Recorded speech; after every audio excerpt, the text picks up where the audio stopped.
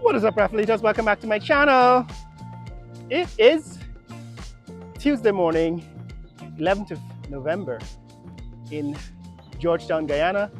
I am back in this neck of the woods. This is Bel Air, right? We're on the railway road. We want to check on this new Pasha Global 5-star hotel. I thought I'd bring you an update on what's happening with Pasha, a new 5-star hotel and resort casino. But on the way there, I thought I'd show you what's happening on this railway road. Since last time we were here, railway road has undergone some widening, some upgrades, and now they've marked some of the lanes on this stretch of the road.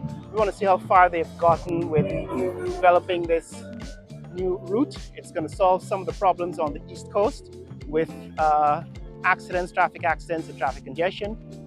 And I want to see how far they've gotten with it. So let's take a look at what has happened on Railway Road. So guys, that's Railway Road looking east, looking towards Rossignol, towards Plaisance. We're actually at the Bel Air. This is the junction with Conversation Tree Road. Right next door to me, this is Bel Air Gardens. And then looking west towards Sheriff Street. Now what you can see is that the road has been widened, constructed. There are 2 lanes going in each direction. The cars coming towards me are heading east, and cars moving away from me are heading west. And there's a traffic circle at the end of the road ahead. What drew my attention is this curb. There's a massive curb that has been constructed recently. It's at least 1.5 feet tall, right? It's about 40 centimeters tall. And so far it's gone up to that point. But my guess is that it's going to go all the way around this road, all the way to Sheriff Street. So they've built a massive curb on the eastern side. And I don't know if this is logical, but there is a canal. They probably don't intend to do anything with this canal in terms of covering it, putting in retaining walls, and so on. So they've built this massive curb on the side of Railway Road. Right, like I said, it's about 30 to 40 centimeters tall, about 1.5 feet. On the other side, however, there is a much smaller curb with gaps in it to allow water to flow off the road. And then of course on this side, because it's higher, there are some gaps in the median, which I assume also are there to allow some flow of water, but usually those gaps are filled with street lights, lampposts. So I don't know what they're doing with this tall curb. Might work as a way to prevent vehicles from running into that canal. But typically what you would need is guardrails, and the guardrails come up higher, and they would prevent not only vehicles, not only cars, but trucks, bicycles, and so on. So don't know what they're doing with this idea. Here we are at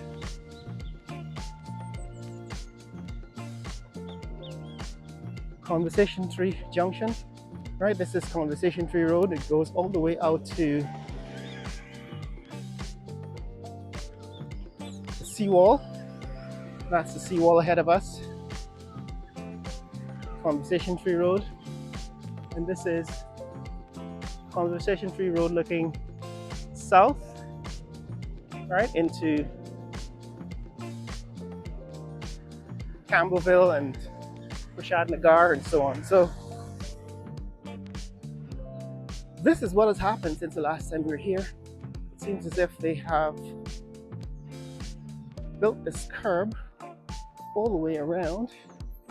So what they did on Conversation Tree Road is they put in this retaining wall. Remember, we were here when they were building it, right? They put in this retaining wall and built it all the way out keep this canal open. This used to be a very narrow street, so it was made wider for 4 lanes of traffic. This also used to be a 2-lane road, so this is also made wider. Why this huge concrete curb is interesting. I'm not saying it's useless, but it certainly is unusual to have such a tall curb instead of a guardrail. Maybe it works as a guardrail to some extent. We will see over time whether in fact vehicles are prevented from going over into the canal. Neighborhood next door, that's Bel Air Spring.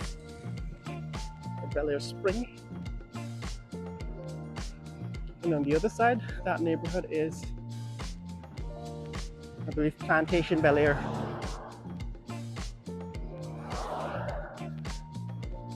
Of course, the neighborhood in which Dr. Shetty Jagan once resided, and his family home still exists there. But yes, guys, this is what is happening on the new, wider railway road. Now, the issue with the railway road and roads on the East Coast is that, of course, there are unusual traffic flows of traffic patterns of flow, because the government has decided to turn the westbound lane, that is lanes heading towards Georgetown, and the lanes heading away from Georgetown, into a single road on this railway road. At rush hour, railway road is one way into Georgetown, and the East Bank, or the East Coast, both East Bank and East Coast roads have been turned into 3 lanes heading into the city and 1 lane heading out of the city. That means that it becomes extremely difficult to navigate, to cross those roads if you're a pedestrian. So if there are 3 lanes, and I'm talking about this from experience, right? I've actually tried to cross the East Coast road, the Rupert Craig Highway, at rush hour, and what you encounter is 3 lanes of traffic heading into Georgetown. But it's unusual because you can basically time the traffic into Georgetown on the westbound lanes. That is the lanes heading into Georgetown that typically head into Georgetown. But on the eastbound lane, which has been split into east and westbound lanes, the traffic is moving at different rates. So you have 2 opposing lanes of traffic, and it's extremely difficult to cross because you might find a gap on the lanes that are flowing in the same direction, but once you reach the median and you have to navigate across the lanes that are flowing in opposite direction, 2 lanes flowing in opposite directions, extremely difficult. So in that context, a 15-year-old kid was killed in a traffic accident at a crosswalk. He was actually walking on the zebra crossing, and he was killed by a vehicle being driven by a police woman. Now, instead of questioning the fact that this road and traffic flow was poorly designed and the implementation was actually chaotic, the public cottoned on to the fact that the policewoman killed this kid. Turns out that it could have been anybody, because a few days earlier a motorcyclist died in a similar way. So there are a number of deaths on the East Coast because of the unusual way in which the road traffic is being regulated by the police. People are dying, and the chief police traffic officer decided to end the practice of having those lanes flowing in the same direction, or flowing in opposite direction on the eastbound side of the road. But suddenly, just as suddenly as the he made that change. He reversed that policy a few days ago. So now, back on the East Coast, and that is the East Coast Highway, right, Rupert Craig Highway, they have reinstituted the policy of having 2 lanes of traffic flowing in opposing directions on the eastbound lanes. And again, I'm saying this is a bad idea. It will result in deaths, more deaths. They've already acknowledged that it has caused deaths. And unfortunately, we're unable to have logic prevail. That's Pasha. So we're heading over to Pasha Global 5-star Hotel. We want to see how far they've come. But it's before, let's see, it's about 6:30, it's almost 7 a.m. in the morning here at Railway Road. And they haven't started one-way traffic. Or I don't know if they ended the practice of one-way traffic on this railway road. We're going to find out soon enough. But we have traffic moving in 2 directions. The good thing is that the road surface has been upgraded. It's now smooth. It's covered with asphalt, and there are road markings, which is more than I could say there was the last time I was here. And that is Pasha Global 5-star Hotel and Resort. That's where we're headed. I want to see how far they've come. But yes, guys, that's the situation here on Railway Road. Now, this upgrade has gotten as far as Ogle, right, the roundabout at Ogle. And they built another roundabout there at Ogle. There are points, of course, where the road comes very, very close to the property line. As you go further east, at places like Cummings Lodge, Industry, and some of these lanes are actually encroached on by lamp posts. So the lamp posts end up in the middle of the lane because they didn't remove those lamp posts. So there are all kinds of irregularities that still have to be addressed. This is Liliendal, or Sophia. Some people say Sophia. So that's Sophia, and of course in the other direction that's also Sophia. Liliendal is the next district, next village coming up. But yes, guys, so this is the situation here at the Railway Road. There is improvement, significant improvement. The road has been widened. Remember, I started bringing you some content on this road back when they had just started working on the side, like building these drains, which are now drain covers that function as sidewalks. And before they graded down this road and put in the median and all that, so I brought you this road construction all from the beginning, from about 2 years ago, maybe more. Right, go into the archives, you'll see how far back I've been talking about this road. And now it's more or less completed. There's still issues. I'm going to show you one of the issues that I mentioned a few minutes ago. So yeah, we covered this area since before they built these culverts, these bridges, for example. There are bridges all along that had to be made wider. Right, that's into the Sophia and Liliendal Junction. See, that's the sign that says you're crossing into Liliendal, right? Liliendal.